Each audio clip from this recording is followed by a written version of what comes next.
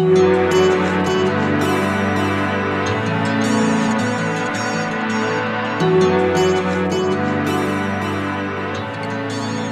everybody. I'm Scott. Hello, I'm Julie, And this is A Good Story is Hard to Find podcast. where two Catholic friends talk about the books and movies they love and the traces of the one reality that lie below the surface. Oh, yes. Oh, yes. And boy, have we got some of that today. We're going to be talking about the Book of Ecclesiastes because we needed to start with something heavy this year. We needed to start with something real. That's right. Something absolutely real. Something And not only modern. this is too big for just the two of us, Julie. Yeah. It's just Okay. too big. Do you have help? Yes, I do. Oh, thank goodness. I brought Tommaso Todesca. Hello, Hello, Tom. hello. How Hello, are you? everyone. How are you? Yay.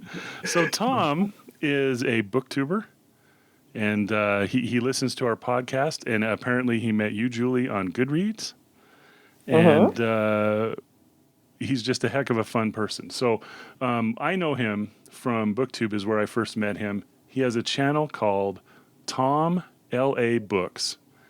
And on that channel, he does stuff like he's going through Dante's Inferno one canto at a time. Wow. And it is fantastic. It's just a lot of fun. And he and I are in this little group on BookTube. I'm not so actively making videos anymore, but when I watch Tom, I want to do one.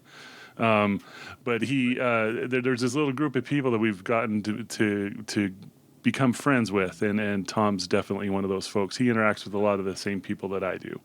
And he knows Julie from things like Goodreads and Julie's Happy Catholic blog, and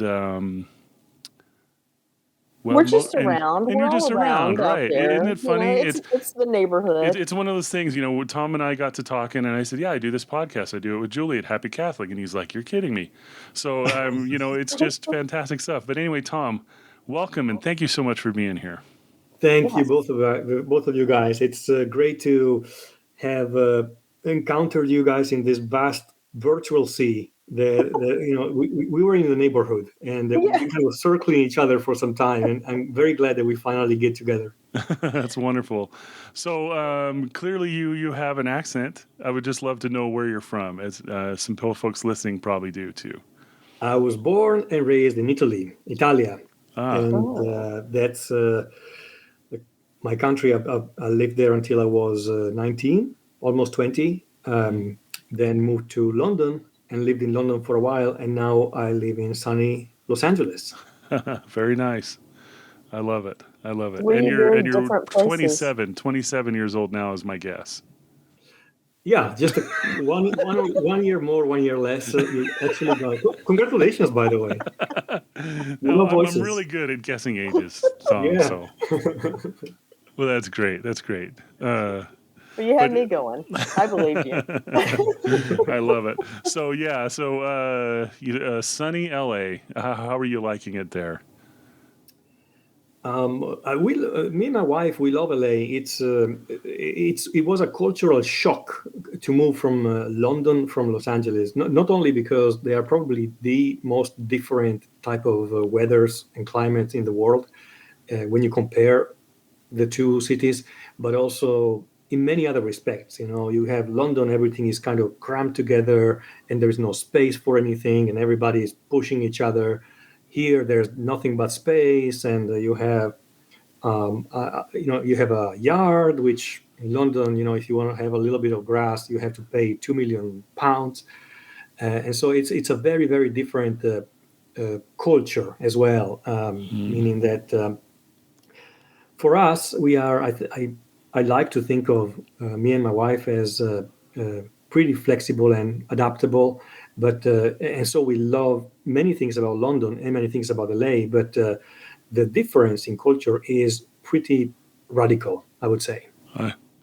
Wow, I can only imagine. Mm-hmm. Yeah, I've never been to London, but that is a place that I really, really want to go to. So, I never got to live there, but I visited both London and LA. And of course, yes, I never even thought about the physical geography. But LA was someplace I never wanted to visit because they make it look so boring on TV shows. just highway and downtown and people chasing murderers and stuff. And then when my daughter moved out there, we moved her out and we're on the freeway and I'm like, look at these Spanish houses on the hillside. Look at these palm trees. Oh my gosh, let's move here now. So I fell in love with it right away. I love it. I love it. So, yeah. And it's where the movies come from. Yes. That's what I've heard. That's where the Hollywood culture comes from, which is not always the best type of culture in my life experience, in my personal experience. And I think this might be a funny little detail for your listeners too.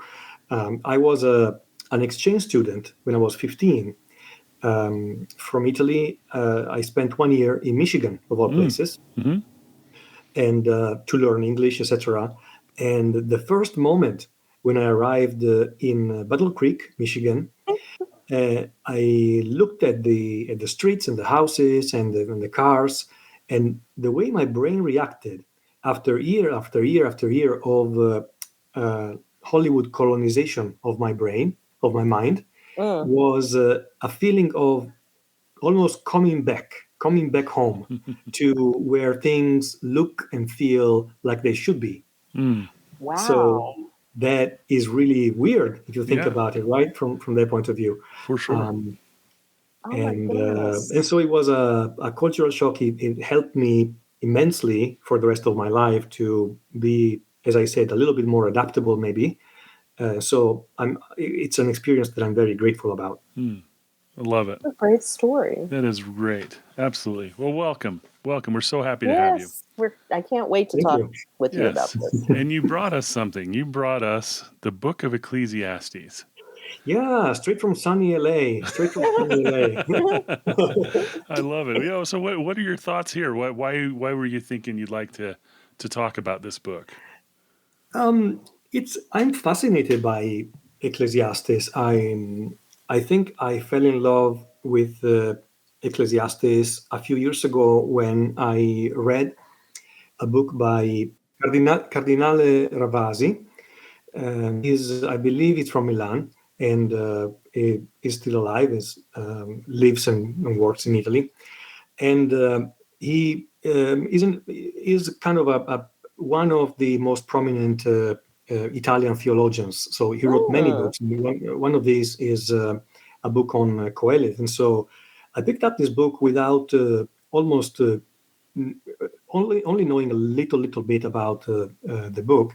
And he goes in such depth in the exegesis, in the meaning of it, also in the, let's say, philological analysis of the text that I hadn't expected to be so, that I was going to be so interested in the book itself, but I actually was, and I couldn't put it down, to the point that that's one of those books. It kind of reminds me, Julie, of something I think you wrote in your Happy Catholic, where you get so excited sometimes about a book and you want to talk about it to somebody in your family, but they don't always are receptive. They're not always completely open to. Somehow, St. Thomas Aquinas at the dinner table is not where they want to be. Yeah. Yeah, you're describing my life. Yeah, it was one of those situations. But in any case, that's a piece of ancient wisdom and philosophy that after reading this book, I kept going back to. I realized that it has impacted our culture immensely. Oh, man. Yeah. Right? Left and right. From, there are some... there is actually one specific poem by, and I'm thinking about the Italian literature, one specific poem by Giacomo Leopardi that he titled A se stesso, which means to myself or to himself, where he purposely followed the structure of Ecclesiastes. And while writing this poem, he kind of used different words. So he re-articulated the same concepts that are used by Qoheleth in the book. And of course, it's a very beautiful poem, but you get to the end of it, and there's no light in the room anymore. It's that puff of air. Yeah. Yeah. Yeah, that's so interesting because, and I know how a book can really, or, somebody elucidating can really just open something up so you never see it the same way again. And I really wish I knew Italian and then I could read that book you're talking about. It sounds amazing. But I had to make do with getting Peter Kraft's 3 Philosophies of Life, which is about Ecclesiastes, Job, and the Song of Songs. And it's, That's right, talking about how, Ecclesiastes is asking the hard questions and it's got no good answer. Job is halfway in between, kind of hopeful, but not really all there. And then Song of Songs, the answer is, of course, love. That's the meaning of life. And I had been waiting for years, I don't know why, for an excuse to get it. So I was so glad you picked this. I immediately bought it. And thank you, Julie, because after you mentioned this one, I also found a copy for me, and I have a copy here of the 3 Philosophies of Life. So, as did I. Yep, I have one right here as well. Well, I'm sure it cannot even come close to that Italian one, but Yeah. For me, it was helpful in looking at it against those 2 other books. Because what you're saying is true. It is, we're living out Ecclesiastes musings, would you say? Because it's so secular and so modern. And it's so funny because I looked at it and went, it's a great choice, but I hate reading this darn thing. Because it's just like to me, it's like a middle-aged wannabe hipster. Oh, here's how it works, man. It's like this. And they don't have a good answer, so they're just going to be very sarcastic and everything. And my daughter Rose says, oh, she thinks this book is hilarious because it reminds her of a sulky teenager. Kind of throwing these things out there like, oh, yeah, and this thing too. So she's always smiling when she reads it. And I thought that was such funny, those 2 different reactions. Yeah. It is. It is. It really it really hits me. There are 2 things that, if you ask me why in your life is Ecclesiastes so memorable, because of 2 reasons. The first reason, and maybe you guys can tell me your thoughts about this, is a most maybe technical reason, and it is why. Why is this ball of darkness and despair in the Bible, which, yes, it's a book of many flavors and many different colors, and it's a book of everything, the Bible, yes, I understand that, but not like this, come on, right? Yeah. So this is really the first point that fascinates me. As soon as I understood and I read it the first time, I wonder, are you sure this is actually part of the Bible? It seemed really crazy to me. So what do you guys think? Well, when I read it, well, especially this time, I read it twice in about the last couple of weeks, and for me, it was like I have felt this way. I understood it, right? Because I have felt pointlessness. And sometimes I feel pointlessness, on a daily occurrence. Sometimes, so it really worked for me because I was reading it and I was saying I can see what this is saying. So for me, it was really a personal thing on this reading. And for me, I looked at it and I have always thought it made me admire whatever teachers put it in. I just thought that is so brave and honest to say people feel like this. We should let them talk about it and we should consider it and think about it ourselves. Because what is the answer? We don't know what this person doesn't give us an answer. A couple lines at the end, kind of like, oh yeah, and trust God. But after all this other stuff, like I love that phrase "bowl of darkness" because no kidding, you put your spoon in, you're not getting it back out. but I just thought anybody who will set that down and let just people come across it. I mean, I know there's a little bit of introduction and ending, they say, and then the narrator's in the middle, but it's not a ton of help. Yeah, it's what the words you used, Julie, really reminded me of my obsession, which is Dante. And Scott has a little bell that's going to ring every time I say Dante. Sorry. Fantastic. Ding. Love it. Sorry about that. No, I love it. Yeah. It really reminds me that, because you mentioned, the despair is a brave and honest way to go at your feeling, at your moment and reality. And automatically, I thought about Dante going down to hell as the only way to then reach the real truth, the real light. And so, and in other words, for let's say, to try and make it personal, I would say, whenever I want to make a real effort and be as honest as I possibly can, then I try to go in the in the negative feeling direction, because I know that it's easier to, when I'm weak, to find myself there and then pull myself out towards the right direction. I don't know if it may. I hope it makes a little sense. Oh, that's interesting, because for me, if I'm feeling weak, okay, I'm just going to say it. I just keep going. I'm like, okay, fine. This feels great. I'm loving it. And so I don't go into despair like that. But that is the place where you do find yourself, because everything else is stripped away. And so maybe, to me, what you're saying is almost like, it's that idea that the person who hasn't suffered has never really grown. Which, if you're not Catholic, this is going to sound maybe too extreme to anybody who's listening, but there's a famous quote from some saint, and of course I don't have it in front of me, but they're just basically saying, the suffering in your life, this is why you have the little suffering all the time. And there's many saints who picked this up. And the big things that you're sent that you can't get around, that's the suffering that you have to either embrace it as a Christian would or Catholic would, and kind of go, yes, all right, whatever God gives me, this is for a reason, and I'm going to do my best. And you can do what God wants, hopefully, and get through it.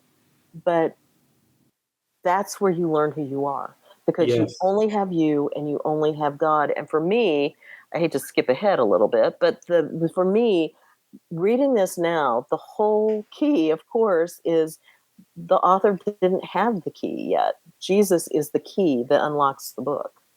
Yeah, absolutely. That's that's very well said. Very, very well said. So, the example of Dante being in a moment of despair and trying to cut corners by running up the hill because he can see the sun up there. Oh, yeah. But then being attacked by the beasts and having Virgil telling him, hold on, you need to do the whole a whole entire itinerary and journey before you can get there. I love that. Yeah. So that's that's the first big question and fascinating characteristic of this book. Why is in the Bible? And obviously we can discuss about that.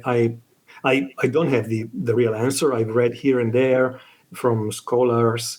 The second point that I wanted to bring to you guys is, and that really attracts me to Ecclesiastes, is this maybe doctrinal discussion or doctrinal dispute, maybe, where Cardinal Ravasi, he is part of the biblical scholars who support the fact that the final verses of the book were a later medieval interpolation. Oh, wow. Especially those verses that seem to be twisting the entire tone of the book from negative to positive, right? And that it really, if they are, let's say, part of the same text, of the ancient text, then we can read it. We can read the entire text under the light of the, let's say, divine support, and therefore we can read it as someone who is telling us about this teacher, or this Qoheleth, who is telling us of their dark thoughts, but in the end draws his own conclusions, and to us, the readers, tells, hey, don't worry, because God is on your side, and you have light, you have hope in the end. To this other group of scholars that Ravasi is part of, these latest verses have basically been included in order to save the book, in order to make it as part of the canon, as part of the Bible, because otherwise it was too ungodly and too depressing to be included. So it's an interesting question that I don't think has been resolved, but it really, really fascinates me. So this is a book that they don't have really ancient copies of now somewhere? I mean, like, no Dead Sea Scrolls had it, and I understand they do not. okay.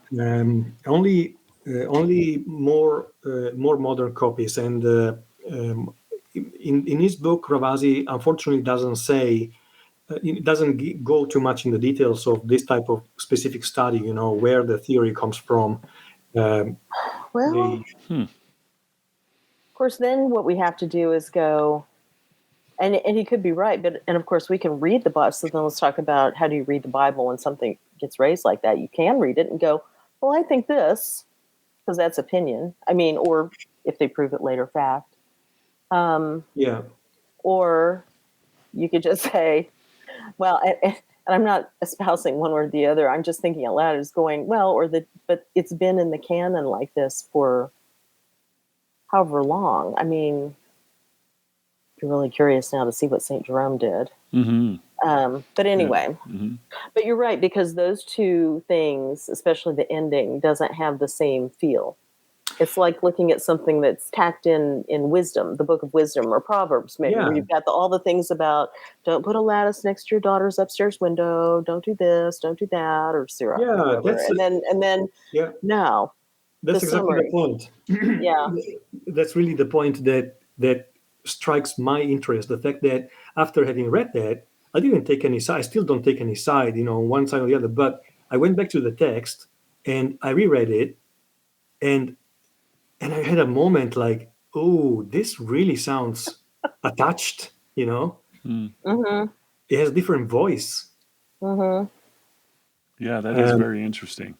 Well, and they do say it's an editor or an author, a different author, instead of the narrator. In the one I looked at A Catholic Introduction to the Bible, which Scott, the Old Testament, and also I read the Navarra book, the translation. Well, it's the RSV, but it's with their commentary, which always has church fathers and stuff. It's good. They didn't really talk about that specific thing, except to say that if you want to, you can look at this and feel like it fixes the book. And they're quoting Teresa of Avila going, anything that doesn't contribute to God, you don't have to pay attention to. And so I thought that was kind of interesting also, where they were kind of giving it credence that way. That's a great quote. I actually read The Interior Castle for the first time only 3 months ago, so I have it fresh in me. Thanks for quoting that. Yes, thank you. That's such a good one. That's great. So I have the Ignatius Catholic Study Bible version. Oh, yeah. So it's a Revised Standard Version, 2nd edition. And its place in canon, it does say there was some dispute in early Judaism over whether or not to include Ecclesiastes in the canon. But the matter was eventually resolved in its favor. In the Hebrew Bible, Ecclesiastes is grouped among the 5 scrolls called the Megaloth, which were traditionally read on Jewish feast days, the 4 others being the Song of Solomon, Ruth, Lamentations, and Esther. Ecclesiastes was read at the yearly Feast of Tabernacles, celebrating the end of the harvest season, perhaps because of passages that speak of a time to laugh.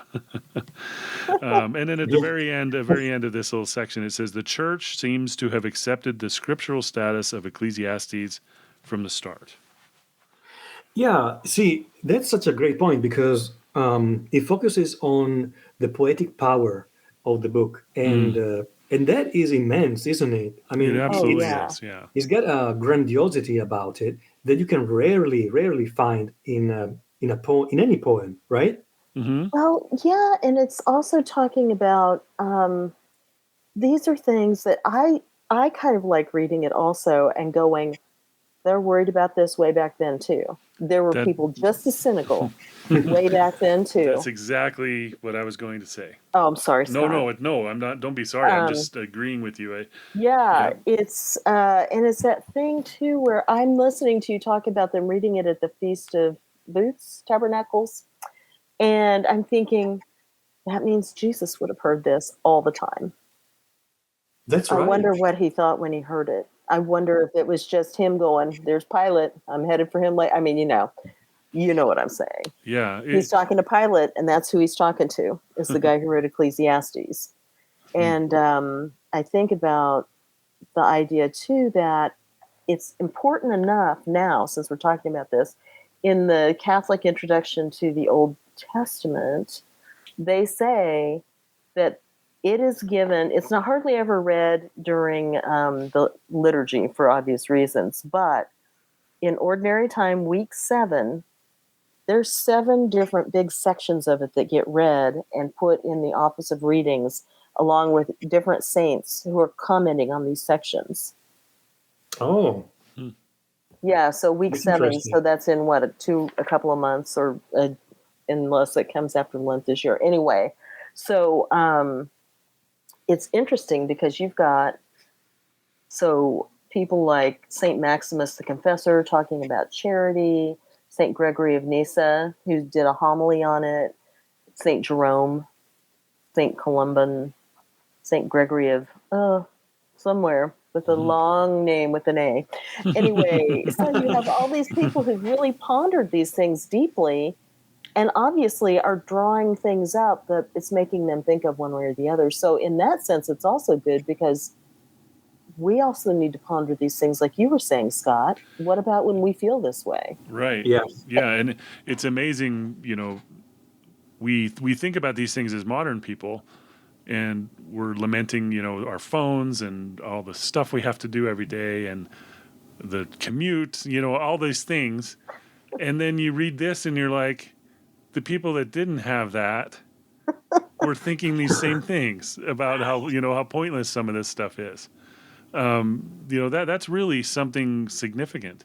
Yeah. And I loved, Peter Kreeft was talking about how modern it was. It's existential, and it shows modernity's greatest fear, right? Which he says, so he said the fear of death was ancient man's deepest fear, and the fear of sin or guilt or hell was medieval man's greatest fear.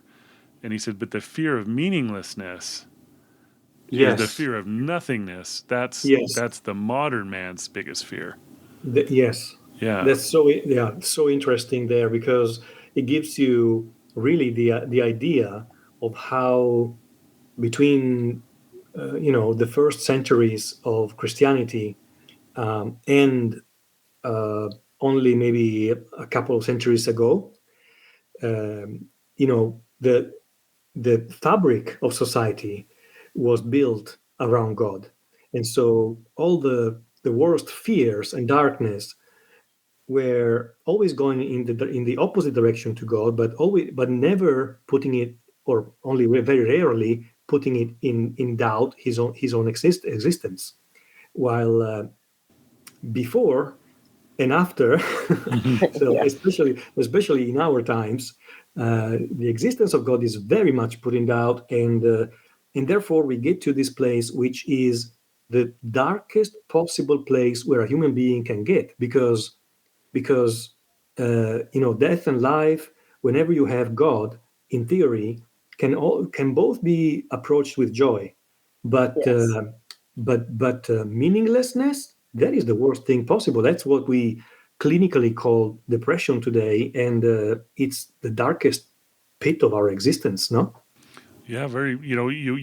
I wonder how the modern person who is pulling away from things like the church are dealing with this, and I guess the answer is maybe not so well. You talk about depression and things, which seems to be on the rise in this modern time. Oh, yeah. What Well, is their answer to this very book? well, the thing is, too, this was written in a time, or at least so I read, that they weren't sure about life after death. There was a large period of the Old Testament where that wasn't really something that people counted on. You can see hints of it. You can see different people who will say things that you could take that way, but it's not solidified till maybe during or after the Babylonian exile. But anyway, when this was written, that was all up in the air. So they were very much in the same place, as you point out, Tom, that people are now. And now people don't even have the luxury of going to the stupid idols up on the hilltops like they did back then. They got their iPhone, but they don't know it's an idol and they're worshiping it. They've got whatever it is, we all do it. It's what are we tearing ourselves away from? There it was a lot more obvious. Yes. Yes. Yeah, and so that's the modern relevance of a book like this. The fact that it's unwittingly or indirectly really talking about our century or our couple of centuries, and almost shining a dark light, I would say, towards this type of lack of.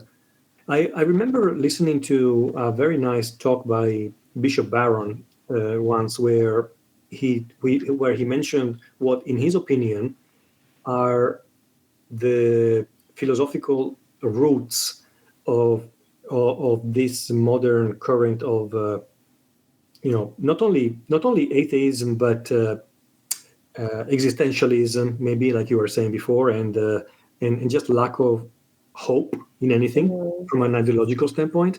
And if I remember correctly, he mentioned William of Ockham as one of the first philosophers with his nominalism, to bring up the fact that whatever our words were referring to, God, faith, salvation, hope, were simply words. They were like, to Oh, use yeah. Ecclesiastes language, they were just vapor. Something that was a nothing Yes. in itself.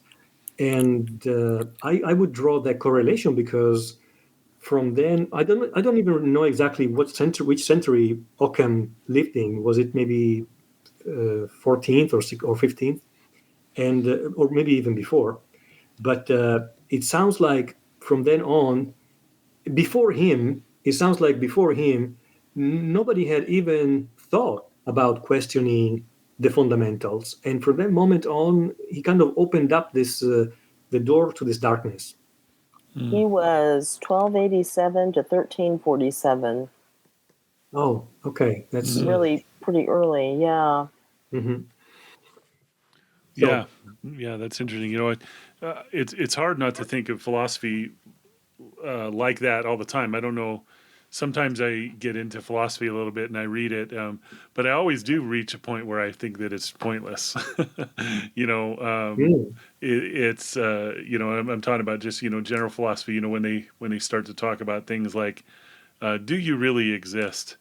It's like and then relativism and things being true at the same time, but you're still like, well, when I step out into the street, if it's really me or the bus, it's not both of us, right? It's not going to be the same thing, right? So The bus is going to it's like, win. yeah, you don't really live that way, no matter how you convince yourself of some things. And I feel like philosophy, sometimes I feel manipulated by it, where somebody's kind of leading you down a thing, but you get to some absurdity. yeah, And Well, they were not having even studied much of philosophy, but weren't back in the ancient Greece the sophists, the ones who, like Oh, yeah. Zeno, for example, they came up with these crazy paradoxes on purpose to kind of demonstrate that you can twist words around and do exactly what you're saying, Scott, which is detach yourself from anything that is useful and meaningful, and go with your words somewhere else. yep.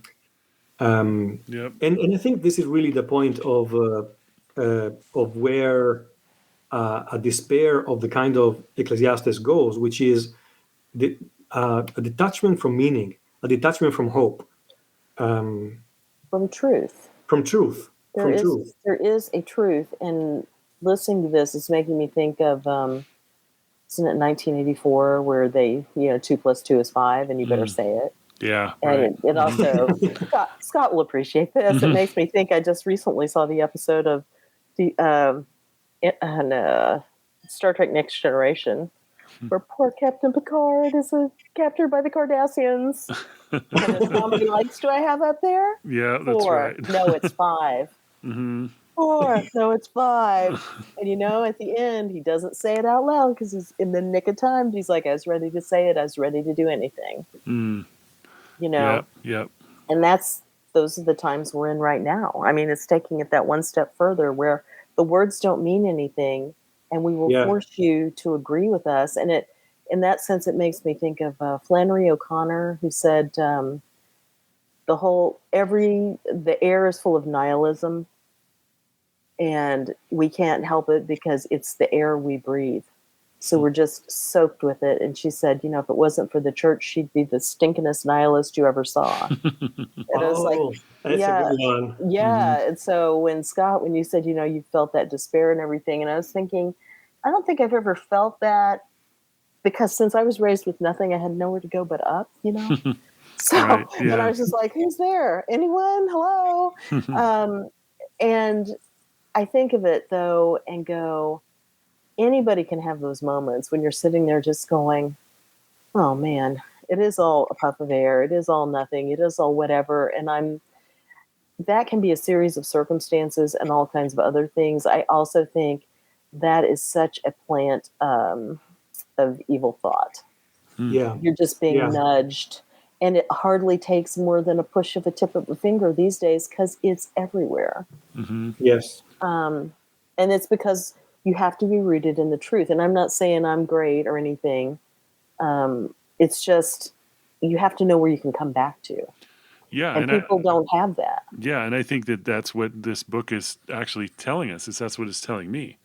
I feel often the same way, when you're outside and it's a perfectly clear night and you're contemplating the stars and it's so big, have you ever done that and actually, your stomach kind of flipped?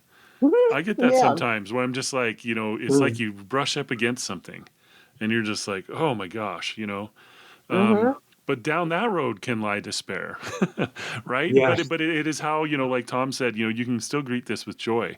And as the very wise Dr. McCoy once said, even though you can ring the bell when we bring up Star Trek now. Yeah, even though this world is so vast, right? There's still only one of each of us. Right. Which is an amazing thing, right? It's absolutely amazing. But it's the same kind of feeling for me, but I do reach these points sometimes where I feel like, man, this is really just pointless. But it is God. God is the only one that's big enough to fill it, and the only one that you never reach the end of. You know what I mean? Like when you're contemplating God, and then you start to do things with God in mind, they're no longer pointless. And I think that's what Ecclesiastes is telling us.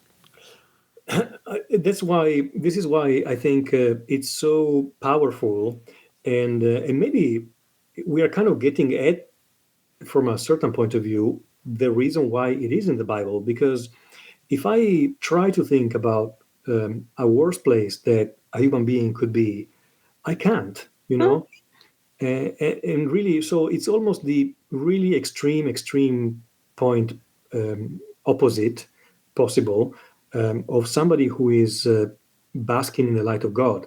and it's right there in the Bible. To even by the way, it's kind of funny that it's just before the canticle of the canticle, because it's so, Oh you yeah. have complete night and then complete Oh yeah. day. But to your point, Julie, I was thinking, maybe actually I was mentioning this to Scott yesterday. I have a good friend who is an atheist, and we love each other. We've been knowing each other for a very long time. He's Italian, but he's very kind of, I would say, hardcore atheist. Oh. And yeah, exactly. And so up to a certain point, our friendship works. But beyond that point, when especially when he starts to propose to me his own philosophy, which comes out in sentences like "whatever rocks your boat." I think Uh, whatever, exactly, yeah. whatever rocks your boat, it could be almost the motto of today's relativism, couldn't it? Yeah, Hmm. And certainly could. I think that's what you were referring to. Yeah. Exactly. And I think that maybe I always come back to that truth idea, that capital T truth, because that's what for my whole life I wanted. I was like, what is true? How do you know if God's true? I just want to know. Just want an answer. That's all. Now, of course, God was like, all right. And now here we are, a long way down the road. But that's I was so excited there was a freaking answer. It's like the Ecclesiastes guy. Um, Mm. it's funny because I was reading the Peter Kreeft thing. He's talking about, you know, um, he's looking for the meaning of life. And then he says, why is life meaningless? And he comes up with all these answers. There's the sameness and indifference of everything. There's death. There's time is an endless repeating cycle. There's evil. Why? God's unknowable. So that's a mystery. And I'm like, of course, we're still trying to answer these questions or defend God as best we can on them to people like your friend. But one of the things I was reading in the Navarra Bible made me think, um, surely, well, we know people back in those days had these kinds of answers. This guy just wasn't interested. But the thing I liked is the Navarra commentary said, time is the backdrop against which salvation history unfolds.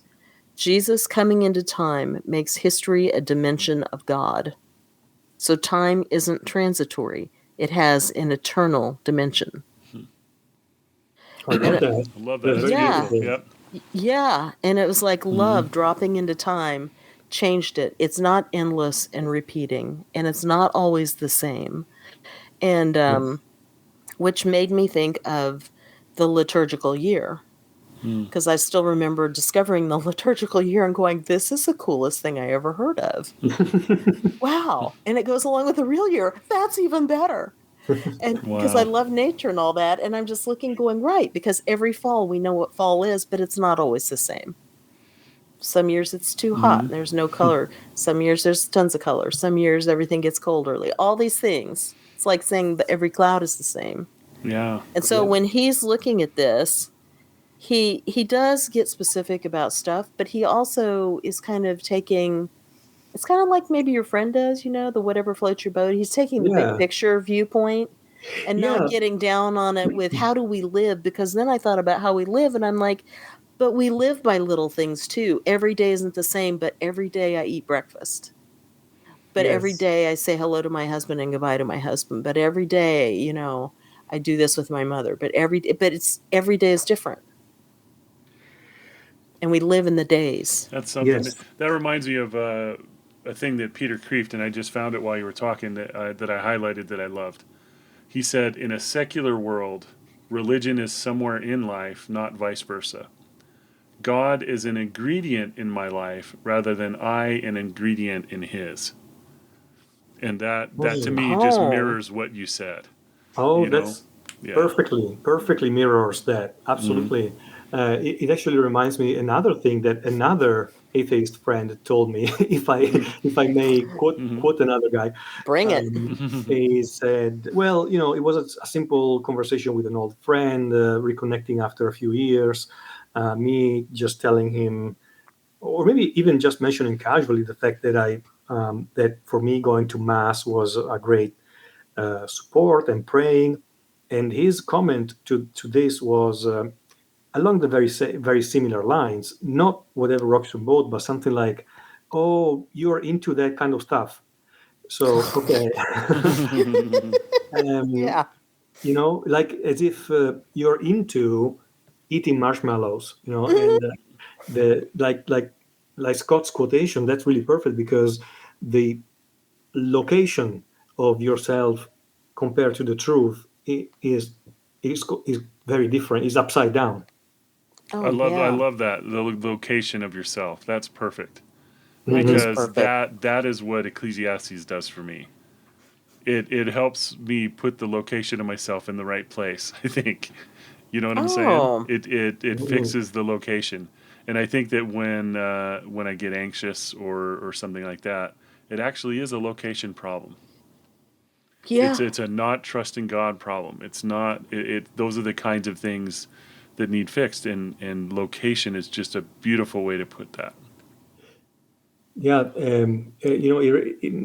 as you help me reflect about this, I'm thinking of the power of to me of saying a Hail Mary in Italian.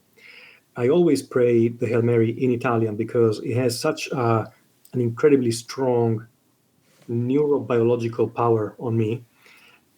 Because I was in Catholic schools and I repeated it many times in my Mhm. childhood. So it's really ingrained. And about this location, it's so weird. We don't know almost anything about our brain today, but we know, at least even from poetry, etc. We know that people say sentences like, "I went into some place inside myself," or people say something like, so we kind of move.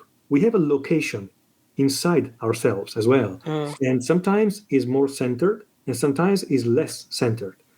And when I say the Hail Mary in Italian, I feel like an immense something inside that pulls me wherever I am inside myself straight back to the center. Hmm. Oh, that's Yeah. I beautiful. don't know if that happens to Hmm. you guys as well. Yeah, with certain things, no question. Um, Mm, yeah, it's interesting, to talk about that. A prayer in Italian. There are sounds sometimes for me. Sound audio for me is somehow a very strong thing. But like when I went to Rome for the first time ever in February of 2020, right before COVID, and one of the things that I like to do because I like audio so much is I take a digital audio recorder and sometimes I just record. I can walk around and just record the ambient sound, and when I listen to that, it puts me right back. Oh, You that's know, oh, I great. do that all the time. Yeah, with that's so various cool. Yeah. things. Almost like music, right? Like a Yeah, music maker. Yeah. exactly, and it's more powerful to me than a photograph when I What hear a good something. idea. Yeah. That's Yeah. incredibly cool. I would love to hear some of that if you still have it. Oh, I absolutely do. You bet. I'd be happy to share it with you. Yeah, But yeah, I do definitely. that. Throughout my life. I've once I Oh, discovered how powerful that was, I've recorded things, off and on. what So, a Mm. good idea. mhm. Well, yeah, and I'm sitting here thinking, I'm going, "Oh, I know I have something. Hold on, you guys. No, I can't. I know I do, but it may have to go in the show notes because Mhm. it's funny though. I'm not actually devoted to Mary. Yeah, I venerate and love Mary and all that, but I don't say the rosary and I don't do all these things. But for once I converted, I thought, well, you're Catholic, you're supposed to say the rosary. So I did it for a long time on the way to and from work. And somehow that got in there.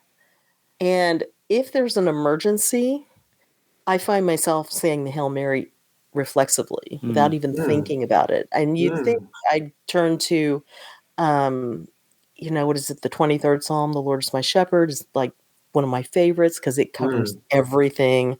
But it's the Hail Mary. And so You I know, can't feel it like you're saying, but it's definitely there for me in a way that's surprising. if you ask me what's the real reason why you're so obsessed with the Divine Comedy, why you love so much the Divine Comedy, And my Because answer Mary's is, at the end. it's because, it's because of Canto 33 of Paradiso. I see the entire poem as, you're basically preparing for that, just for that. And I'm not really a crier type of person, but every single time I read that invocation to Mary from in the first part of Canto 33, tears come out of my eyes every single time because it's so incredibly beautiful. Well, unfortunately, I don't remember it well enough to know that bit of it, and maybe that's the same canto, and maybe it's not. But the thing I love about that, I think of heaven all the time the way Dante described it. Oh, yes. And then I have to go, no, it was fiction. It's fine. It's good representation. It's fiction. But I keep going, well, because when we get to heaven, it's gonna be like a big auditorium. Oh no, wait, hold on, a big stadium. But the thing is what I love about that is Dante gets there and Beatrice is gone. And she I think it's Beatrice, who turns and kind of looks at him as like, cool, you're here. Or whoever it is. And then she settles back in to continue adoring and worshiping Mm. God in the middle. And I'm just like, and that kind of gives me that absorption and love and contentment of seeing the face of God. Mm. That I don't know, somehow that conveys a feeling to me of heaven that I'm like, I cannot wait to do that. And normally I would not say that, and then of course his description at the end of God in the middle, which is just transcendent. I mean, I am so happy right now because somehow, I don't know how, we ended up speaking about the brightest light and this canto with this incredible light while we were starting talking about Ecclesiastes. Right. we went all the way around, and that's perfect for this conversation. It's the antidote to the bowl of darkness. Take the bowl of darkness into the presence of God and Mary and Beatrice and all the saints. Yeah. Mm-hmm. So it's I'm also hoping to inspire as many people as possible to look beyond Inferno and pick up Purgatorio and Paradiso as well, because otherwise the poem loses the life affirming power that it has. Yeah, absolutely. I wrote down when Julie and I did the Divine Comedy on this podcast. We spread it out through I think three shows, but I wrote down the very last line of Paradiso because it's so powerful to me, and it actually feeds into some of the stuff I was talking about the stars and feeling that and everything. But the last line is, at this point, power failed high fantasy. But like a wheel in perfect balance turning, I felt my will and my desire impelled by the love that moves the sun and other stars. It gives me shivers in English. Yeah. So think about it. Beautiful. Much less the original, right? Yeah. Right, but it's the same thing. It's the same thing that Ecclesiastes does. It's again. I just love that word location. It's like putting yourself in the right spot and considering yourself, looking through the right lens, but considering yourself, it's like I'm an ingredient in God's life rather than God is an ingredient in mine, right? Right. Yeah, beautiful. Yeah, I'm going to have to mark that in my book. That's exactly it. Yeah. And my goodness, a lot of people would listen to that and think, who wants that? Who wants to be part of God's life? I want my own thing. And I'm just like, but it's so rich and full, and you can never see the end of it. I mean, that's why the three of us are here. We would never have met. No question. Yes. Yeah, you bet. Yes. I found myself trying to answer the question again of an atheist friend, because there's so many in this world today. You're a very friendly guy, and thanks for your credit.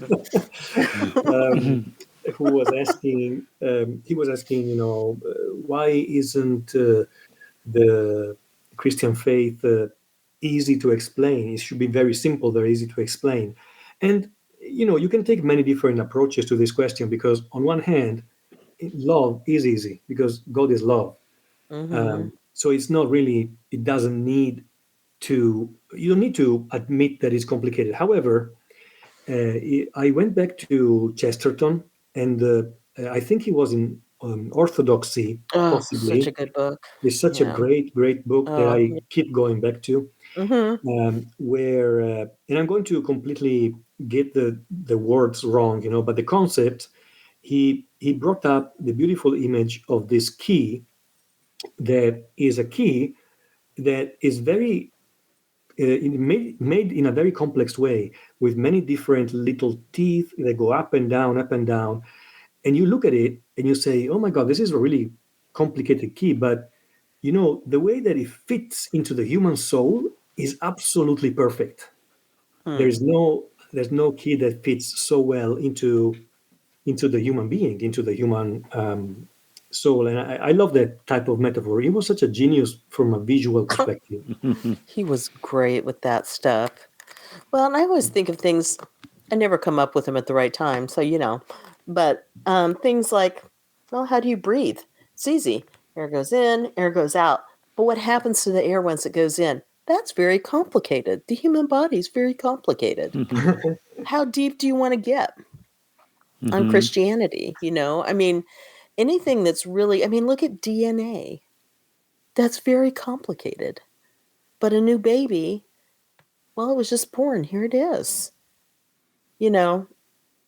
It's it's not fair to say it should be simple.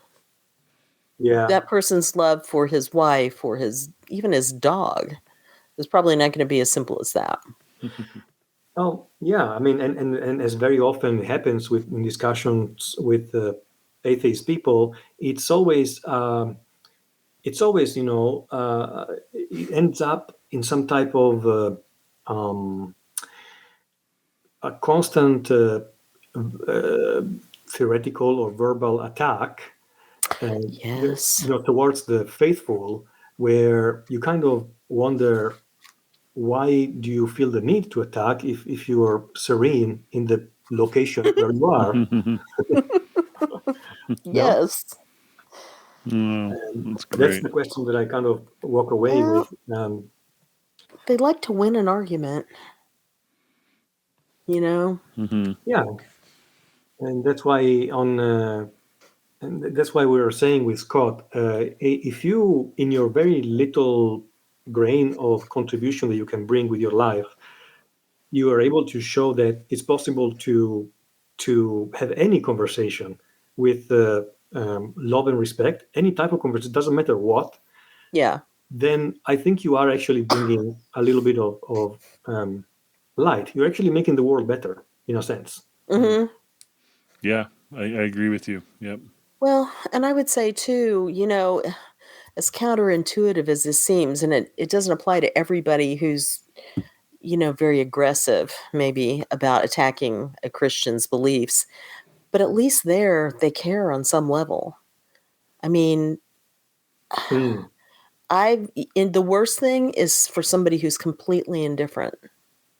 My mother is completely indifferent. Completely. I didn't think it was possible. But she's living with us now, and that's all fine. And we try to not be too churchy around her and all that kind of thing. But this is when you were talking about, is my life part of God's or God's part of mine? Scott, we were like, oh man, we talk about faith all the time. Now we're having to talk around corners, and she doesn't care about what this saint said this morning in the readings, and Yeah. so, but you can say anything you want. And she's like, oh, that's nice that you think that. Done. And so, that's a whole different ball game.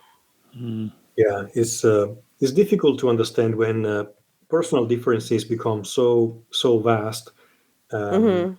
It's difficult for us to understand that we are all of us made in His image and for Him. Even if there is an apparent dryness, and that's maybe all that we see. But I do believe, and I know that I know people like that in my life as well, in my family as well, and I see the dryness.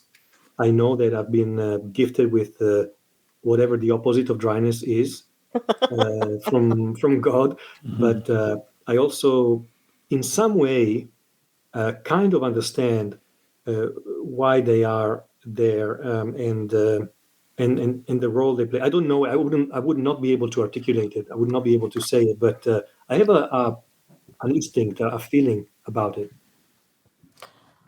Well, and I think, and maybe I'm just applying everything to Ecclesiastes, but I think also, I really always think of Ecclesiastes as being kind of passionate and interested, but I'm like, actually, it also is kind of indifferent in a lot of ways too, isn't it?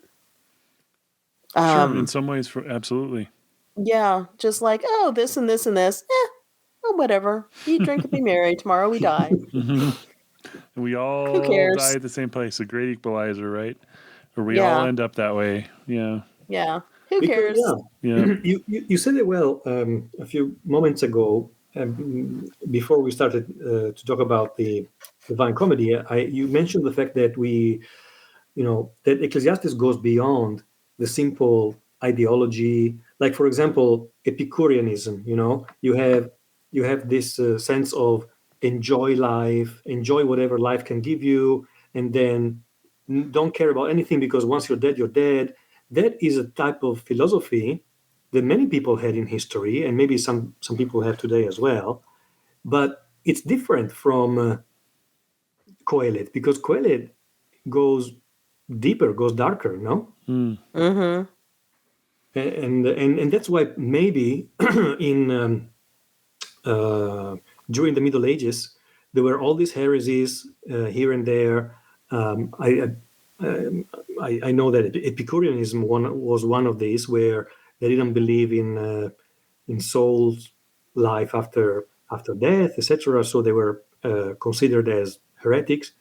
But the world was kind of whole from this point of view. It wasn't a broken world like Ecclesiastes world, and that's why Mm-hmm. there is almost a danger in I remember my Italian literature teacher many years saying that Leopardi is a dangerous poet, because Leopardi is the bearer of this type of deep pessimism of Qoheleth, and, Yeah. and it's dangerous because when um, you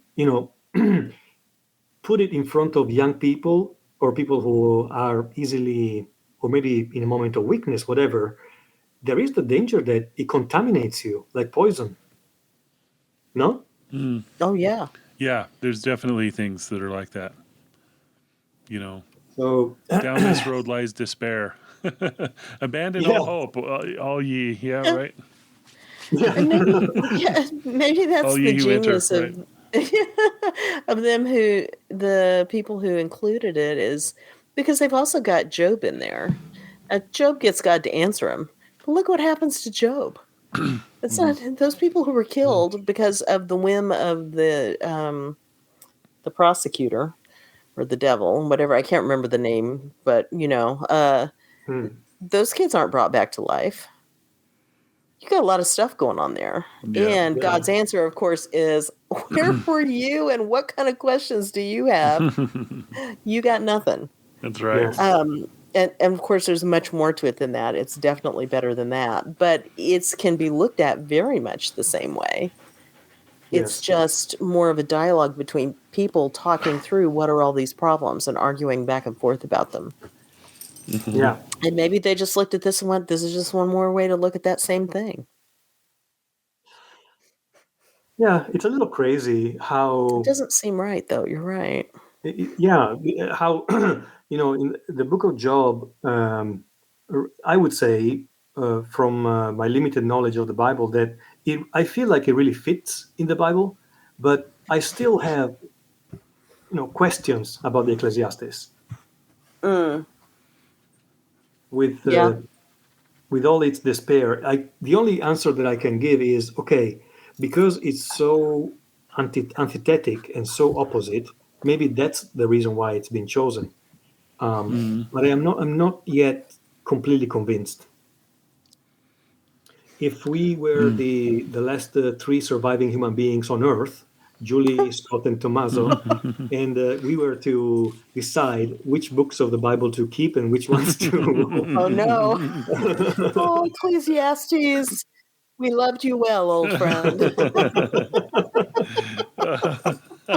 I don't know. Oh, that's We hilarious. can only carry this many pages on us. Which ones are we taking? That reminds me of The Bible Repairman by Tim Powers, where I never did read that. it's just a short story, right? But in the short story, a guy someone would bring him their Bible, and he would use a soldering iron to remove the passages that they didn't want, and he'd burn them out of their Bible. So if you wanted anything about adultery removed, you'd go to him, and all the passages about adultery he would burn out of their Bible and give it back to him. But that's what he was. He was the Bible repairman. He's a real Thomas Jefferson, that guy. Yes, indeed. That is such a clever story. Yeah, So clever. right. Yeah. Tim Powers is a clever guy for sure. Wow. He's too smart for me. Yeah. Well, we're reaching the end here, folks. Is there anything else we'd like to say about it? It's amazing. I could throw in my last thing, which would be I really enjoyed the passage about friendship. There was a little passage in chapter 4. Two are better than one because they have a good reward for their toil. For if they fall, one will lift up his fellow, but woe to him who is alone when he falls and has not another to lift him up. Again, if two lie together, they are warm, but how can one be warm alone?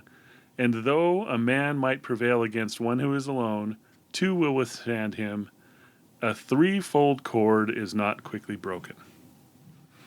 I think that's a great passage. And I remember reading that. Yeah. And a threefold cord, that reminds me of the Trinity, doesn't it? Yeah. A threefold cord. So I thought you were going to say us, but I'll let the Trinity trumpet. Us is exactly what I meant. We're exactly like the Trinity. Somehow, I'm not sure how, but exactly like it. Oh, wait, I took us into very dangerous territory. But I will say also, so that's a little bit of appreciation and hope for something that's not just bleak. And it made me think of one of my favorite little bits, which was in chapter 9, verse 7. And it said, "Go, eat your bread with enjoyment and drink your wine with a merry heart, for God has already approved what you do." Mm-hmm. And part of the translation was that could be because God has long ago approved what you do. Mm-hmm. And they were saying, the commenters, St. Gregory of Agrigento, perhaps, would say basically that these are the things of our lives that the true believing in God bring us. We can eat our bread and enjoy it. We can drink our wine with a merry heart. God loves us, and all is right with the world in that way. And he's implying that by what he says. It doesn't mean that, 3 sentences later he's not turning on it. But in that way, it's like you say, broken, or in pieces, maybe in sections. But there are things like that where I would look at it and go, yeah, that's right. Mm-hmm. It's okay to do these things, and that's part of faith too. Yes, indeed. Yeah. There's a time for everything. So I hear. I really need to find that. Anyway, I know. To everything, turn. No, the birds didn't sing it well, and I really don't sing it well. So I remember, because I was more of a kid whenever that came out, and I remember reading the Bible at one point going, the bird's song is in here? What happened? It was similar. Oh my gosh. Then I went, oh no, wait, it went the other way. Got it. You bet. That's wonderful. Well, how about you, Tom? Do you have something to share with us to close out? This is the only question I would have at this point is, when is part 2 for me? Can I book myself for 2023? Oh my gosh. I was thinking the same thing. Yes. I'm loving the fact that God has put people like you in the world for me to find myself, find my location, which is a word that we have found that really has important echoes for me, and I am even more grateful now that I see that I know that. So thank you. Oh, thank you, Tom. Oh, Tom. Yeah, Thank it's you. wonderful. Thank you so much for being here. Really Yes. thoroughly enjoyed this. Oh, man, Absolutely yeah. did. Yep. So fantastic. Let's see. Where are we at next time? Oh, actually, I remember now because we're going to read a murder mystery. That's it. Oh. No, so Julie picked us a book called Death Comes for the Archbishop by Willa Cather. And in my head, that was going to be a murder mystery. So I started to read it the other day, and it is not that. It is about the establishment of a diocese in the New Mexico territory in the United States in the 1800s, which is a perfectly good thing to write a book about, but there are no I murders. suppose. But no one's shooting someone and taking the candlesticks. That's right. Or are they? They- You haven't gotten to the end. I have not. I have not. Oh, too fun.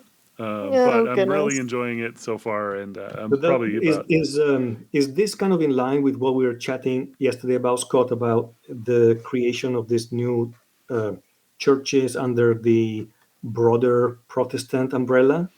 No, not this one. It's actually a bishop and a priest that Oh, in the okay. early days of the United States are out. In a recently the territory of New Mexico became part of the United States. So the book opens. Well, we'll get into that next time. But the book opens with them visiting a cardinal in Rome and basically saying, "Hey, we want to establish this diocese." So Need some clergy, man. yeah, right. Yeah. Okay. Because everybody who's out there, most of them are Indians or Mexicans, and the priests who started all the missions that went through that area have been gone for a long time, and so they haven't had the sacraments in forever. The priests that are there, some of them have fallen away from how they should practice the faith. So it's really, it's like historical fiction about a real bishop and his real friend who went out there and did that together. I don't know if you knew that, Scott. I did not know that it was. I was assuming Yeah, there was some fact it's Bishop based in there LaMay, somewhere. I think was his name, really. Yep. Yeah, he was And the amazing. book was written in the 1920s, Tom. Yeah. Oh, wow. Yeah. I'll be listening. I'll be listening. Excellent. And the Wonderful. person who wrote it is not Catholic, but she might as well have been. I was looking, going, she had to have had some Catholic really informing her. It is so good. Very good.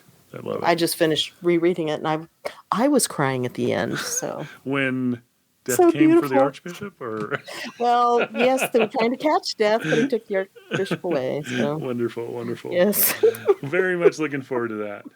Again, thank you so much, Tom. you're rich. And Yes, thank Thanks so you. much, guys. you bet. Very We'll glad to be catch part of this. everybody. Oh no, thank you for Love being it. here. This was really great. It absolutely was. Yeah. Catch everybody next time. Take care, all. Yes. Okay. Bye-bye. Bye. Bye Good bye. night.